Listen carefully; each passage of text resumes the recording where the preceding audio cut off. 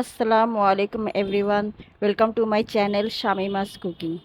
সবাইকে স্বাগতম জানিয়ে আজ আমি আপনাদের সামনে নিয়ে এসেছি অসাধারণ স্বাদের পটল আলু চিংড়ির রেসিপি। এখানে আমি 200 গ্রাম চিংড়ি, 200 গ্রামের মতো আলু ও 200 গ্রামের মতো পটল খোসা ছাড়িয়ে কেটে ভালোভাবে ধুয়ে নেব। একটি বাটিতে 2 চা চামচ আদা রসুনের পেস্ট, স্বাদমতো লবণ, 1 চা চামচ হলুদ গুঁড়া, 1 চা চামচ মরিচ গুঁড়া, 1 চা চামচ ধনিয়া গুঁড়া, হাফ চা চামচ জিরা গুঁড়া নিয়ে অল্প পানি দিয়ে সব একসাথে মিক্সড করে রেখে দেব। একটি কড়াইয়ে সামান্য পরিমাণ তেল নিয়ে মিডিয়াম আঁচে 4-5 মিনিটের মতো আলু ভেজে নেব। তারপর আলু বের করে ওই তেলের মধ্যেই পটলও ভেজে নেব।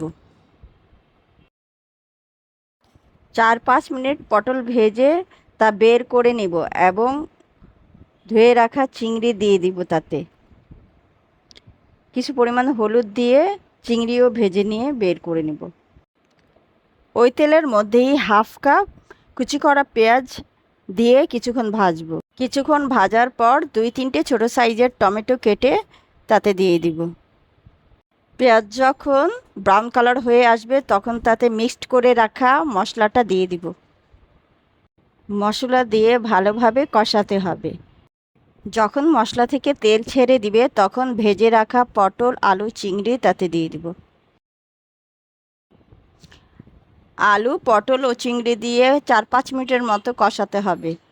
কিছুক্ষণ কষানোর পর যতটুকু ঝোল রাখতে চাই সেই অনুযায়ী পানি দিব তাতে, এবং কয়েকটি কাঁচামরিচ দিয়ে প্রায় 10 থেকে 15 মিনিট ঢাকনা দিয়ে ঢেকে সিদ্ধ করার জন্য চুলায় রেখে দেব। 15 মিনিট পর দেখে নেব সব কিছু ভালোভাবে সিদ্ধ হয়েছে কিনা। তারপর এবার কুচি করে রাখা ধনিয়া পাতা দিয়ে চুলা থেকে নামিয়ে নেব। এই তো হয়ে গেল সুস্বাদু স্বাদের আলু পটল চিংড়ির ঝোল। এভাবে বানিয়ে একবার দেখতে পারেন, অবশ্যই ভালো লাগবে। ভালো লাগলে লাইক, কমেন্ট ও শেয়ার করতে ভুলবেন না। আর প্লিজ সাবস্ক্রাইব করে আমার পাশে থাকবেন।